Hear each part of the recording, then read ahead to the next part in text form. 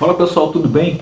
Aqui é o Olavo e hoje nós chegamos na nossa reflexão ao capítulo de Deuteronômio 27. Esse capítulo fala de assumir a fé, de viver a fé, de entender a fé, de realmente dar valor ao que deve ser dado valor e não ao que dizem que tem que dar valor, ou que nos mostram, ou que nos impõe o tempo todo aí no Instagram, no Facebook, né, nas redes sociais da vida. E Deus, na minha cabeça, na minha opinião, ele traz uma reflexão, um alerta. Você vive a fé porque você está convencido de que esse é o certo, ou porque você espera troca ou tem medo de alguma coisa? Já parou para se perguntar e responder essa pergunta?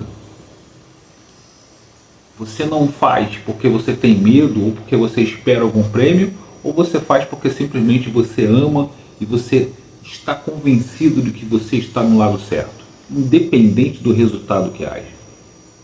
É uma boa pergunta para a gente fazer, né? É sobre isso que a gente vai conversar hoje, tá? O capítulo aí de Deuteronômio 27. Quero pedir a você rapidamente que antes da gente iniciar, você por favor se inscreva no canal, ative aí o sininho de notificações só para você ser avisado, né, todos os dias de como nós fizermos novos vídeos. Compartilhar com um amigo seu, com uma amiga que também curta esse tipo de conteúdo. Deixar o seu comentário, já que o seu comentário elogio, crítica, sugestão, depoimento, testamento, testemunho, aliás, testamento não. Testemunho será muito bem-vindo aqui no canal, a gente vai curtir bastante de forma inteligente. E deixar o like. O like, ele faz com que o YouTube encaminhe esse vídeo para mais pessoas. E aí mais pessoas podem se juntar à nossa comunidade. Legal, pessoal? Bom, contextualizando o capítulo de Deuteronômio 27, Moisés está orientando ao povo, né, que ao entrar na terra prometida, ou seja, ao receber o prêmio prometido por Deus, você deve criar um altar e agradecer a Deus, né? E isso diz muito do nosso cotidiano, né? Nós temos a tendência muito de pedir, e na hora que a gente consegue, a gente deixa para agradecer depois.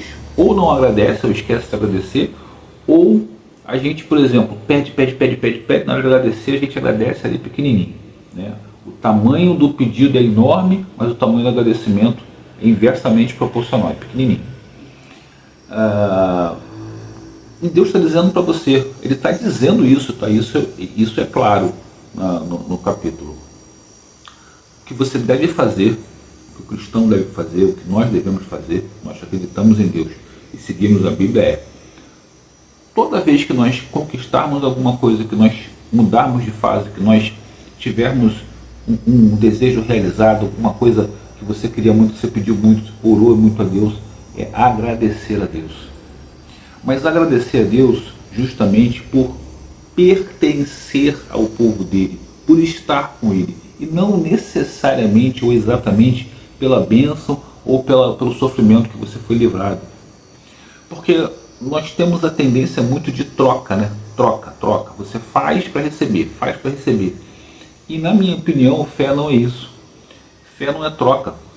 Fé é convencimento, é entender que você realmente está do lado certo, você pertence a Deus e que independente do que acontecer, você quer continuar com Ele. Porque senão fica condicionado ao seguinte, não, se ele fizer o que eu peço, eu continuo. Se ele não fizer, aí eu mudo. E não é assim que Deus nos orienta, não é assim que nós devemos ver a fé. Tá? Outra coisa interessante nesse capítulo é que Deus fala de bênçãos e maldições, né? Ele cita uma série de situações que devem ficar descritas, né? Ele orienta que se escreva lá e que fique claro, objetivo, assertivo, bem claro para as pessoas entenderem. E aí me veio uma outra reflexão aqui. Gente, precisa? Claro que precisa, tá? Porque se não precisasse, Deus não mandava fazer. Mas veja, reflita sobre isso. Se precisa eu escrever, eu deixar escrito, olha, não coloque o pé na frente de um cego tentando derrubá-lo. Você precisa dizer que eu não devo fazer isso, uma covardia dessa, contra uma pessoa frágil. Não devo fazer também para quem enxerga, mas Deus está querendo dizer que não faça covardias com quem não pode se defender, com quem tem poucos recursos para se defender. Né? Isso não é bem visto aos olhos de Deus. Você precisa te explicar isso, é porque realmente nós estamos bem atrás, né? Nós precisamos evoluir muito. Isso me lembra uma reportagem que eu vi uma vez, um correspondente, jornalista correspondente, estava vendo uma matéria sobre futebol e ele estava dizendo que foi cobrir uma Copa ou uma competição no Japão, não lembro se exatamente era futebol não, mas ele foi cobrir uma competição no Japão e lá ele reparou que o trem, quando chega no trem, no metrô, sai muita gente e entra muita gente, mas ele ficou impressionado com a organização. As pessoas aguardam, né, a porta abrir, sai todo mundo e depois as outras entram. E aqui no Brasil, ele repara que nós temos aquela orientação no chão, né? Aguarde os passageiros saírem para você entrar. Ou seja, aqui a gente está bem atrás deles, né? Porque a gente precisa que tenha alguém dizendo para a gente, não faz isso, porque senão vai causar uma confusão, vai dar ruim, vai dar problema. E aí eu volto, né, nessa reflexão da Bíblia. Deus precisa orientar, porque Ele sabe que se Ele não falar, a gente vai fazer confusão. Como a gente faz, né, pessoal? Vamos ser sinceros. A gente faz, uma série de casos aí, tem esse caso aí do INSS, né, essa fraude que houve no INSS, ou seja, enganando, iludindo pessoas aposentadas, idosos, né, pessoas aí que foram ludibriadas num rombo bilionário que houve. E assim a gente tem um monte de casos, né, pessoal? Um monte de casos, tem filho que engana mãe, engana pai, enfim, é muito complicado. Eu tenho certeza que você conhece um caso desse aí. E aí de novo, né? De novo, a reflexão que me vem à cabeça, né? De que lado eu quero estar? Eu quero estar de um lado quando é conveniente e de outro quando é conveniente, ou eu quero estar de um lado só e entender que independente do momento que eu viver materialmente, eu quero estar desse lado. É desse lado que eu quero estar. É desse lado que eu acredito. Eu acho que esse capítulo fala muito disso. É alegrar-se, viver em alegria do lado do Senhor. E quando eu estiver triste, eu também estou do lado do Senhor. Porque eu sei que aquilo é passageiro. Pessoal, na vida, eu tenho certeza que se você tem maturidade, você entende que o sentimento de alegria e o sentimento de tristeza, eles fazem parte. Eles são passageiros. Você não fica alegre para a vida toda e nem triste a vida toda. Naturalmente você decide ficar mais alegre do que triste. Tem pessoas que preferem, né, que decidem ficar mais tristes do que alegres. Mas é exceção. Isso não é o normal. O normal é você decidir ficar feliz. Isso é o saudável, né? É você ficar feliz, é ficar alegre. A ciência, inclusive, já provou que o sentimento de alegria, o sentimento de felicidade faz bem para o nosso cérebro, faz bem para o nosso corpo, para a nossa mente, nos ajuda. Então, haja vista que quando você está triste demais, quando você não consegue sair de um sentimento de tristeza, você procura um analista, procura um psicólogo, para que você possa se sentir melhor, né? Se sentir livre desse tipo de sentimento. Então eu acho que a fé, o crer em Deus, é uma escolha, de viver feliz, de viver o momento que for com Ele. Nós devemos evitar esse tipo de sentimento. Eu vou fazer isso aqui para Deus. Eu vou trazer de novo um exemplo material. Você tem o seu filho, eu tenho meu filho aqui. Eu trabalho, eu faço o que for possível para que ele se torne, né, dar as ferramentas a ele, que ele possa se tornar um bom homem, uma pessoa realizada profissionalmente, uma pessoa realizada pessoalmente. Mas eu não espero nada em troca. Eu digo de coração, o que eu espero é que ele seja feliz. Eu não espero que ele amanhã faça 200 posts ou diga aos 4 cantos que eu sou porque meu pai não. Primeiro porque não é verdade. Quem me capacita é Deus. Então o agradecimento tem que ser feito a Deus. O que eu quero é que ele seja feliz. É lógico que eu quero que ele me trate com respeito, com carinho, com amor. Eu quero do jeito que eu o trato. Mas eu não quero troca. Olha, eu deixei de fazer isso ou aquilo porque eu tive que... Não é isso que eu quero, tá, pessoal? E eu chamo você a essa reflexão. Como é que você pensa isso? Eu vejo muitas pessoas falarem, não, eu faço tudo pelo meu filho e tal, porque amanhã, depois, né, eu posso precisar, eu posso ir. Eu acho que é um sentimento que você não deve ter, porque você não sabe o dia de amanhã. Você não sabe se o seu filho vai ser grato, se não vai, se vai realizar aquilo que você quer, se não vai. Então eu acho que é a mesma coisa com relação a Deus. A gente não deve não deve ter esse tipo de sentimento, sabe? Não, vou fazer aqui, porque se eu fizer aqui, Deus vai me ajudar, eu vou parar de beber, porque, gente, veja bem, vamos lá, de novo. Parar de beber é muito mais benéfico para você do que para Deus. Para Deus, se você parar ou se não parar, não vai mudar nada, ele vai continuar sendo Deus.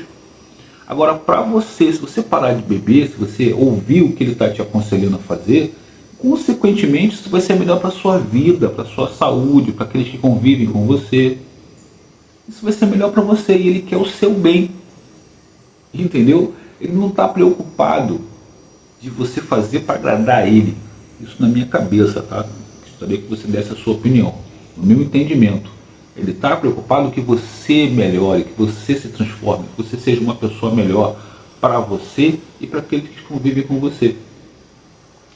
Porque se você fizer isso, se você for assim, naturalmente você vai reconhecer que ele que te capacitou, que ele que é o soberano. Não precisa você ficar artificialmente o tempo todo falando, que eu sou, que eu isso, que eu faço, que não sei o quê, mas no dia a dia, no cotidiano, você não fazer isso. Não adianta nada. Eu dizer que sou um bom pai aqui, que faço isso, que sou aquilo, que sou um bom marido, que sou um bom filho, mas no dia a dia não fazer. Não adianta, porque você não está enganando a ele. Você pode se enganar até, você pode enganar o outro, teu vizinho, teu amigo, mas a ele você não está enganando. E uma hora isso vai ser cobrado. Ponto. Simples assim. Você tem inclusive o direito de não acreditar. Se você não quiser acreditar, está tudo bem, problema seu. O fato de você não acreditar não quer dizer que não seja verdade. O fato de eu não acreditar, de você não acreditar, não quer dizer que não seja verdade. Certo? Então, finalizando aí o capítulo, aconselho que você leia, tá? O capítulo é muito legal, é muito interessante. Eu gostaria até de saber o que te sensibilizou nesse capítulo. No meu caso foram essas questões que eu trouxe para você aqui, mas esse capítulo ele diz muito sobre isso, sabe? Sobre realmente o convencimento, a decisão que você tomou. Qual a decisão? Qual o lado que você quer ficar? E você quer ficar por quê? Porque você espera algo em troca ou porque você entende que esse lado é o lado que te faz bem, que te traz paz, que te traz correção, que realmente você entende que é o correto? Pensa nisso. Beleza, pessoal? Bom, chegamos ao final desse capítulo. Quero pedir a você, antes que você finalize, por favor, se inscreve no canal, faz aí a sua inscrição, tá? É de graça, você me ajuda bastante. Ativa o sino de notificações, aí você vai ser avisado quando nós fizermos novos vídeos. Compartilhe com um amigo, com uma amiga sua, que também curta esse tipo de conteúdo. Deixe o seu comentário, tá? Pode ser crítica, elogio, sugestão, depoimento, testemunho. Isso vai deixar a gente muito feliz. E deixe o seu like, porque o like encaminha o YouTube, né, encaminha, quando o vídeo tem likes, esse vídeo para mais pessoas, e aí mais pessoas podem vir aí, se juntar à nossa comunidade e passar ali a Bíblia todos os dias, refletir o que a Bíblia diz e principalmente procurar viver os ensinamentos que ela nos mostra. Beleza, pessoal? Obrigado a todos mais uma vez, Deus abençoe e até o próximo vídeo, pessoal.